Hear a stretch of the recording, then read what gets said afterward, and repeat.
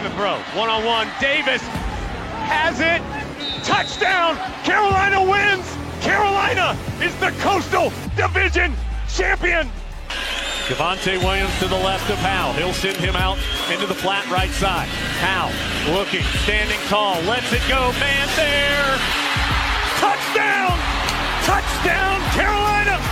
The pistol, Jackson behind him.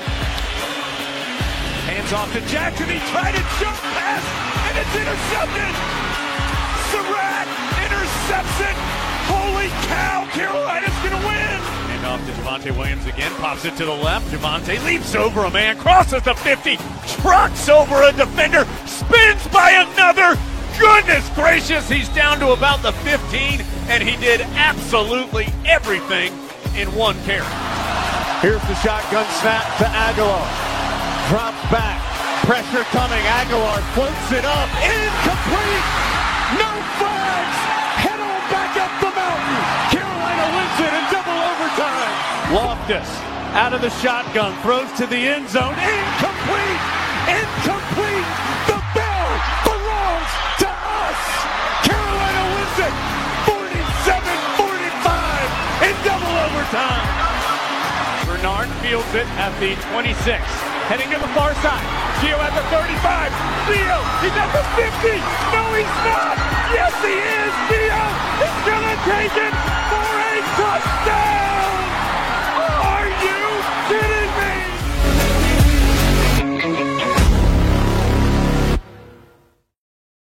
What's going on, guys? Welcome into another edition of the Heel Tough Blog Podcast. It's your host, Anthony Pagnotta, here with you guys, as always, rocking with you on a Friday night here. And, you know, that means that if we're here, typically in the middle of the week at any time, or really during the off season at this point, it's gotten to the point where there's some sort of news. And this refers to the 2026 recruiting trail.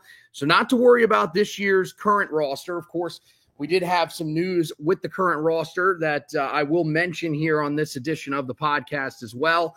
We'll see how much time we ultimately end up having, because there is a lot to talk about on the recruiting trail, and I don't want to go too long here, keep you too long on your Friday night before you guys get off to starting your weekends. But Carolina loses a commitment in the 2026 class. Amari Johnson, the three-star cornerback, a guy that's barely a three-star, right on the precipice of being a four-star, inside of that top 500 that we talk about so often, but he decommits from Carolina. So we'll talk about what that means, and then look at this big recruiting weekend that Carolina is in the midst of right now. They are currently hosting a group of 18 on campus this weekend. 4 of them are current commits. The other 14 are guys that Carolina is targeting in the class. And so after today's decommitment, they're definitely going to want to get at least one of those guys on board this weekend to sort of sure things back up just a little bit and get back to some of those good feelings that they were having about this 2026 class prior to tonight. Let's talk about Amari Johnson and how big of a decommitment this is for Carolina. This is the second highest rated player in this class for Carolina. So this is a pretty significant loss for the Tar Heels. They have gone into the state of Mississippi. They wanted to get into that state. That's one that it seems like they have been very motivated to get into. And that was one of the guys that they had that was committed. I believe that was the only guy out of the state of Mississippi so far that was committed to Carolina. But this is huge for a multitude of reasons. One, you lose one of the more talented guys that you had in this class. One of the better prospects that you had in this class. And at the same time, now you're also losing a guy that could have helped you with a pipeline.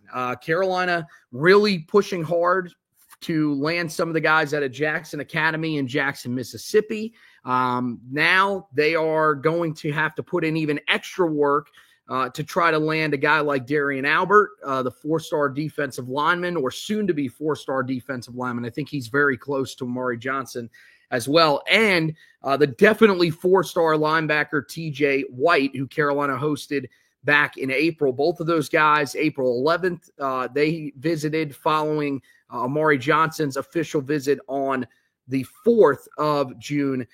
So those are guys now that Carolina is going to have to put in a lot more work with. We thought with a guy that was on board, a guy that was their high school teammate, he would be able to help recruit them. That is not going to necessarily be the case. Now, Carolina does hold on to one commitment in the state of Mississippi. Forgot about Darian Kirksey, the 3-star wide receiver, but certainly that's not going to have the same type of pull that a guy like Amari Johnson would have had in that state, especially being a guy that goes to the same school as those guys.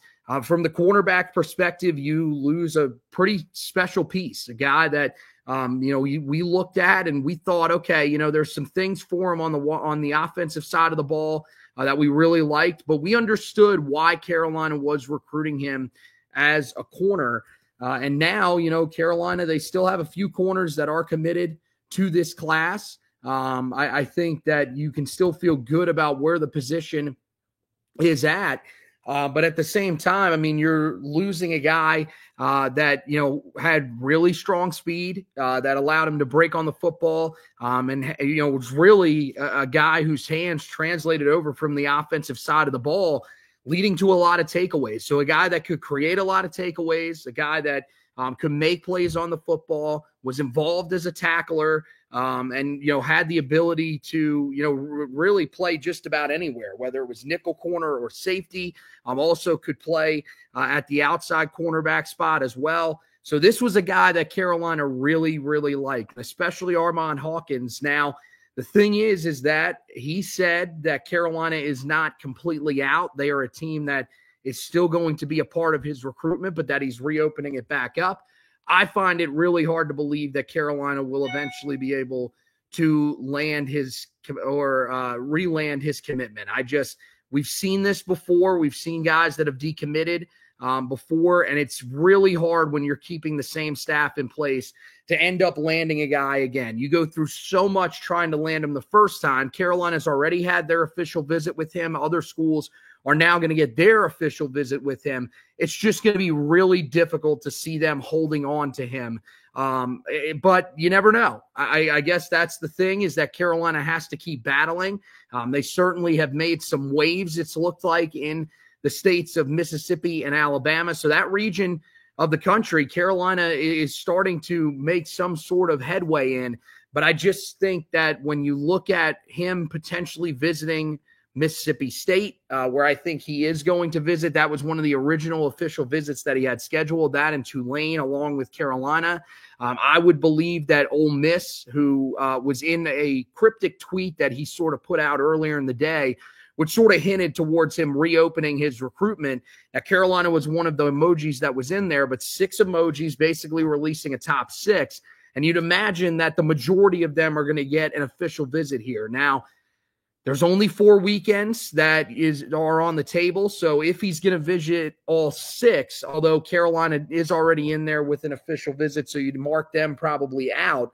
He has to get to 5. He'd probably go with a midweek visit somewhere along the way, but we'll probably know pretty quickly, starting with either this weekend, later tonight, or early tomorrow, if he is jumping on that starting this weekend, or if he's going to wait till next weekend. Then it would be an even more cramped schedule where he'd have to fit all these different schools in. He did have a tiger emoji on there, and then some sort of bird, which we were trying to figure out in one of these groups that I'm in. The best guess would be Auburn. That is certainly, an area that Auburn has recruited before. They are big there in the Gulf area. So I would think that they are probably a school that is in on him, especially as a guy that's borderline 4-star. You would imagine that, as he goes throughout his senior year, he will end up becoming a 5-star or a 4-star once again, I would think, because Carolina, when they ended up recruiting him as a cornerback, you went back, watched the tape, and I thought this is definitely a guy that is bound to eventually become a 4-star prospect if he drops down to a 3-star when they convert him over to cornerback. I think eventually he will end up probably being a 4-star option there as well. So, yeah, we'll have to wait and see what happens with him. In terms of where Carolina goes, I mean, look, you still got some commitments at the cornerback spot in this class that you're holding on to. That's the thing that you've done a really good job of so far, is the defensive backfield, you have recruited heavily so far in this cycle, and it's worked out for you. You've got Justin Lewis, a guy who's 6'2", 165 pounds. So you've got the length there for him, big, long corner out there. And then you've got Marcellus Ryan, the smaller corner, the slot corner, if you will, at 5'10", 170 pounds. That's a guy that's on campus this weekend. You feel pretty confident about him. Doesn't look like he's going to visit anywhere else. And, of course, you also, if you ever needed him, you've also got Jaden Jefferson. I look at him as more of a wide receiver, but 5'9", 165 pounds, going to be another guy that's probably going to be in the slot. So, Carolina's got some good commits, a good amount of commitments there already. That's also a spot that Carolina looks like they're still looking for guys. I believe they have a few feelers out there. Nobody at the cornerback spot is on campus this weekend. So it's going to have to be later on in the cycle when Carolina ends up getting some of these guys potentially on campus. But I do think that's still an area that they are looking and pursuing hard, especially now that they're going to lose Amari Johnson, or that they have officially lost Amari Johnson. So it'll be interesting. There could be some new offers that are handed out at that position as well, but certainly one that is worth monitoring moving forward. Right now, their big focus in the defensive backfield is really on the safety spot. Devarius Surratt, Lyric Pettis, both guys announcing that they will reveal their commitments together at the start of July. So that's where Carolina's focus is at. Nick Reddish, the Charlotte kid, also getting ready to take an official visit later on in the month. So they really have zoned in on the safety position right now, but it'll be interesting to see if anything sort of changes with Johnson going elsewhere. Meanwhile, when we talk about the guys that are on campus this weekend, and as I mentioned, it's a very big recruiting weekend for Carolina. They've got a lot of significant targets in the 2023 or 2023. Jeez, I wish 2026 recruiting class. When we look at the group that is on campus, I mean, this is a stacked one. This is one of the biggest groups that you're probably going to have, if not the biggest group that you're going to have during this recruiting cycle that is on campus. The guys that are on campus, as we mentioned, 3-star cornerback Marcellus Ryan, 3-star quarterback Travis Burgess, 3-star tight end Cooper McCutcheon, and 3-star wide receiver Kamari Miles.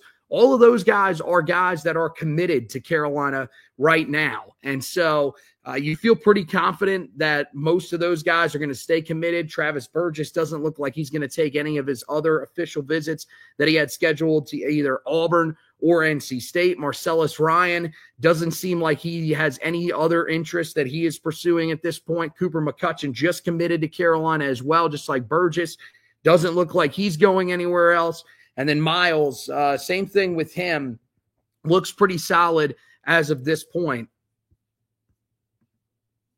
Looks pretty solid as of this point. So we'll see what ends up happening there. If Carolina can end up holding on to his commitment. Meanwhile, you go to some of the other guys that are uncommitted that are on campus with Carolina this week, and there are some big names that are out there. It starts with a group of 4-stars. And really, the headliner of this group, Keon Red Chapman out of Jackson High School in Jackson, Alabama.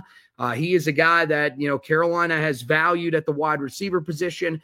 This would be a huge fish for Carolina to land. Also got, along with him, 4 stars, defensive lineman Dylan Berryman, edge rusher Julian Walker, linebacker Calvin Thomas, edge rusher, and this one is the most significant one, and we'll talk about him a little bit more here in a second, Zavian Griffin Haynes.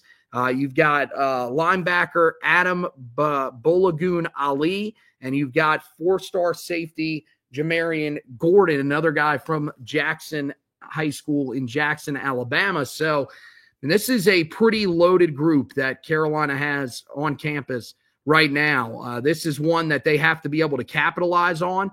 Now, the thing is that more than likely their commitments, if they're going to come here pretty quickly, probably not going to come from that group. You would expect that more from the 3 stars and some of the unranked guys that are on campus. You've got 3-star wide receiver Zion Crumpton out of the state of Alabama, 3-star tight end Kakua Aumua from IMG Academy, originally out of Hawaii. You've got 3-star linebacker Jaden Griffin-Haynes, the brother of Zavian Griffin-Haynes.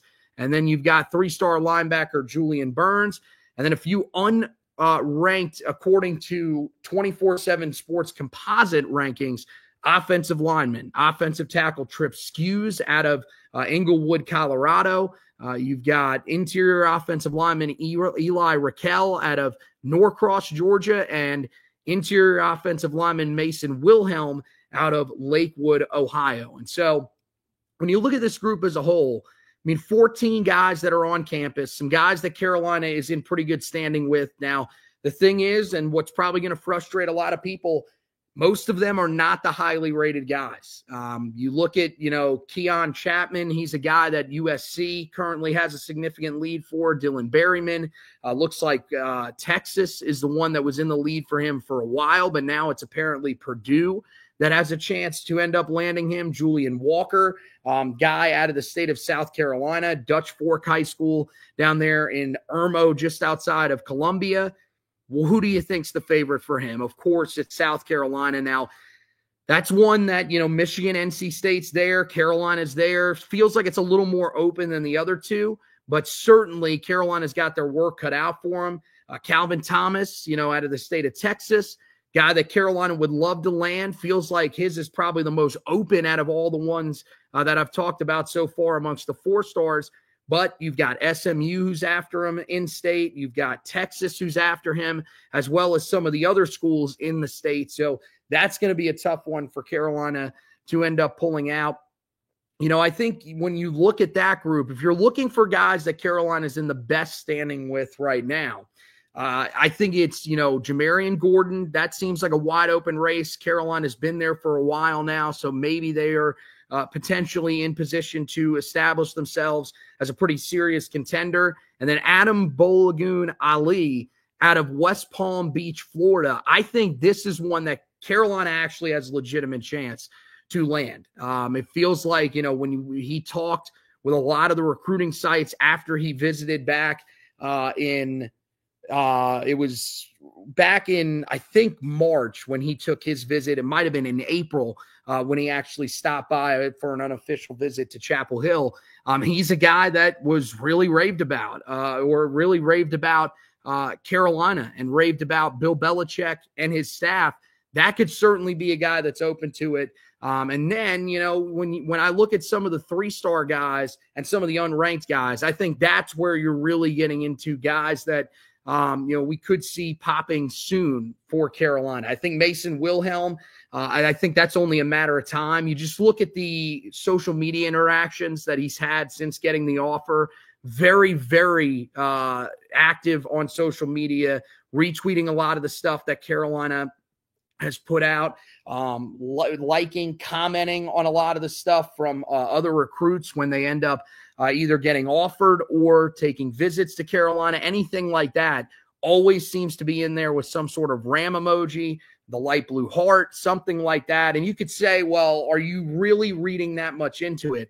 Here's the thing. If you look at his interactions with Carolina stuff as opposed to the other 2 schools he's going to officially visit, West Virginia and Maryland, nowhere near the same interaction. Really no interaction compared to what he has with Carolina. So it feels like that one's ultimately a matter of whether or not Carolina is willing to take his commitment right now. I think he's definitely a guy to watch. Eli Raquel, the most recent offer for Carolina, I think he's worth watching as well.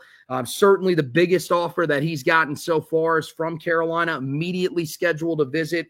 Those are always guys that you feel pretty good about when Carolina can offer them and then immediately get a visit. And for it to be this quick of a turnaround too, I think is what really serves Carolina well. And then, another guy is Zion Crumpton. This is a guy that doesn't have an offer from Carolina. This was according to Inside Carolina, apparently earlier today. Someone tipped me off to that and said that he doesn't yet have an offer So if he doesn't have an offer, Carolina could offer him this weekend, and he could be a guy that sort of commits on the spot. It feels like this would be another guy that if Carolina ends up offering him, this might be the biggest offer that he's gotten so far, so he may end up pulling the trigger on it. So I think those are some guys, if you're looking for guys that are on commitment watch, those are the guys to keep an eye on. There's some other guys that I feel pretty good about. Julian Burns, I think, Carolina has been a serious contender with him this entire time. Currently doesn't have any other official visits scheduled, although Miami is a team that has been on the rise for him. So certainly one to keep an eye on. Be interesting to see how hard Carolina pushes to potentially try to land him and make sure that Miami doesn't backdoor them here. And as we know, they certainly need the depth at linebacker. And then Jaden Griffin-Haynes is going to have a lot to say here. And this is where we'll start talking about the Xavier Griffin-Haynes stuff, because I think a lot of people are sort of confused about what is going on with his recruitment. But in terms of Jaden, this is a guy that has offers from Carolina, from Florida State, and from NC State that he's seriously considering. And so Carolina seems to have a legitimate shot here. As an in-state school with Bill Belichick, I think that definitely weighs a lot for him. And it is definitely a thing, because the fact that Xavier is visiting with him, I think shows you that there is some sort of appetite, whether it's from them, whether it's from the parents, not sure. There is some appetite to try to keep these guys together. NC State is not a school that Xavier Griffin-Haynes is currently looking at. Now, things can change. They changed very quickly with Carolina. Earlier this week, Carolina was out of it. Last Thursday, he announced his top 4 schools, the 4 schools that he was going to officially visit. Carolina was nowhere to be found. And so we thought, okay, Carolina's out. They're out for one of these edge rushers. Now they've got to look somewhere else. They probably have to go out of state to try to find that guy. But then all of a sudden yesterday, we get the news that Xavier Griffin-Haynes is dropping the visit to Clemson, which was a team that was one of his final 4. That visit is no longer going to happen as far as we can tell. And Carolina is the team that's there in place of Clemson. And so he's on campus right now. It'll be interesting to see if the Tar Heel staff really is able to do enough to keep themselves in serious contention with him. And this is another guy, you go back, and this would be a little bit different, because some people are probably saying, well, you just talked earlier in the episode about how Amari Johnson is more than likely not going to recommit to Carolina. Why would a guy like Xavier Griffin-Haynes recommit to Carolina after he was originally committed and decided to decommit earlier in this offseason? Well, the reason why there is a chance that he would potentially recommit is that there is a new coach. You go back, he committed to Mack Brown. He was a Mack Brown guy, and he certainly showed that with how quickly he ended up decommitting once Bill Belichick was in place. But Bill Belichick's been trying to recruit him. This is, one of the top players in the state of North Carolina. Carolina in need of edge rushers, and they're looking for guys. There aren't many, but they are looking for guys in this state, guys that they have identified that fit their system, what they're looking for. And Griffin-Haynes is clearly one of those guys. Now, I don't know how desperate they are to land him. I don't know if there are other guys that they feel like would be a take over him. Someone like a Julian Walker, if he is that open, maybe his recruitment isn't nearly what some of the recruiting websites think it is. I would think that, that's where Carolina's got to determine what their big board ends up ultimately looking like. But I think with Griffin-Haynes, it's certainly an interesting conversation, and one that is going to have to be monitored moving forward, because it feels like Carolina was maybe forced onto his official visit schedule, but you never really know. This could have been him rethinking things, really wanting a chance to play with his brother. And if that's the case and he sticks to the rest of his official visits, it's going to come down to either Carolina or Florida State. Both teams are high on his brother as well and want to get him in there. So that could be the battle that Carolina is facing. Regardless of what happens with any of these guys, we'll have you covered over on the website, HeelToughBlog.com. So make sure you go over there and check that out. The last thing that I wanted to mention before we get out of here, we will actually hold off on the commitment that Carolina landed in the transfer portal, going in depth on them. But Carolina did land Purdue transfer wide receiver Nathan Leacock, formerly a recruit in the 2023 class out of the state of North Carolina. So this is a guy that Carolina is very familiar with. They recruited him back in high school. He, of course, went to Tennessee out of high school, and then earlier this offseason, back in the winter, he ended up transferring to Purdue. Carolina, he ends up re-entering the transfer portal. Carolina in contact with him, and now they bring him in. Incredibly talented young player, a guy that just never really worked out, never got an opportunity really with Tennessee, got tired of waiting, and ends up leaving, goes to Purdue. Not sure what ended up happening there, but feels like there's an opportunity for him here at Carolina with a wide receiving core that isn't necessarily proven. That's the one thing. They've got talent in that room, but certainly not a proven group. So we'll be keeping an eye on that to see whether or not something comes of that. And then, of course, one of the other big storylines that came out here recently for Tar Heel football about this upcoming season, 4 game times along with the season opener have been announced. So Carolina now has 5 of the 12 game times for this upcoming season, meaning you can already schedule whatever you need to around some of these matchups. You've got the game against TCU, of course. That was announced a couple of weeks ago. Carolina in the season opener on Monday night, September 1st. That is going to be an 8 o'clock kick. It was originally scheduled for 7:30. They have moved it back a half an hour. And then on top of that, Carolina gets the first 3 weeks are now set thanks to the ACC, and then a couple of midweek games as well. So week 2 against Charlotte here in Charlotte against the Charlotte 49ers. You've got 7 o'clock p.m. on ESPN Plus. The next week, the team will return to Chapel Hill and will face the Richmond Spiders, the FCS opponent that's on their schedule for this season.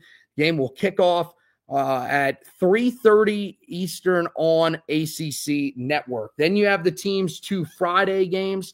Both of those will be in the month of October 17th, Carolina on the road after a bye week against the Cal Golden Bears. That one, well, going to have to put on a pot of coffee that night. It's going to be a late one. Your week will have to last a little bit longer because that'll be a 10:30 kickoff on ESPN. And then the trip to Syracuse on Halloween night, October 31st, that one is going to be a 7:30 p.m. Eastern kickoff time over on ESPN. So some primetime network games as well. Carolina already with 3 ESPN games for this season. That doesn't count the potential opportunities that you could have with Clemson, NC State at the end of the year, maybe even Duke, depending on how their season goes. So there's going to be a lot of national television for Carolina. And the other thing that you're going to have to get used to, a lot of late games. Carolina is going to be playing a lot of games at night this year. So that is certainly something that is very, very interesting. That's something that I feel like a lot of Tar Heel fans have been begging for. They hate these early kickoffs. But the thing is that, hey, if they're going to be late kickoffs, you got to be able to show up. Now, 2 of these, as I talked about, actually 3 of them, if you count the Charlotte game, 3 of them are on the road. You'd like to see Carolina fans be able to show up. But when it comes to the home games, if those games end up being late games as well, and including that season opener against TCU, you have to show up. You have to be there. That's the way that Carolina is going to keep getting these primetime games. Of course, the players on the field have to do their part too. They have to be able to win, but there has to be a reason for them to go there. There has to be an environment for them to go to. And so hopefully Carolina can show that within the first few weeks under head coach Bill Belichick. And any other news that comes out around the football program, we will have you covered over on the website, HeelToughBlog.com. Guys, make sure you head over there. Check out all the stuff that we've got up there right now. We've got that article about Amari Johnson's decommitment. Learn a little bit more about his decommitment and what it ultimately means for Carolina. Meanwhile, we do have the stuff up about the times being revealed for the games. So make sure you check that out. And we've got a primer for this weekend's official visits. So make sure you check out all that stuff.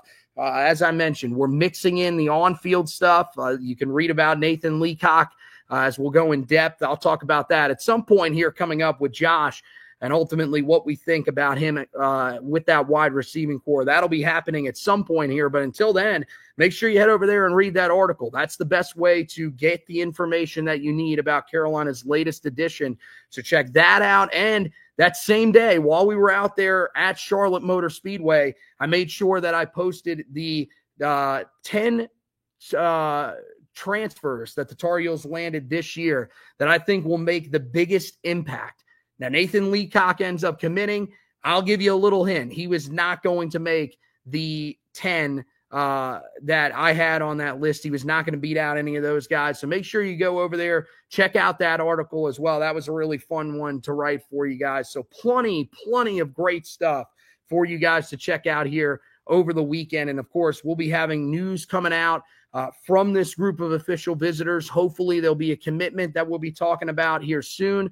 If there is, Zach Hubbard will be back on with us here on the podcast. So make sure you're keeping an eye on the Heel Tough Blog Facebook page and Twitter page. Really, the Twitter page, best place that you can go. Give it a follow.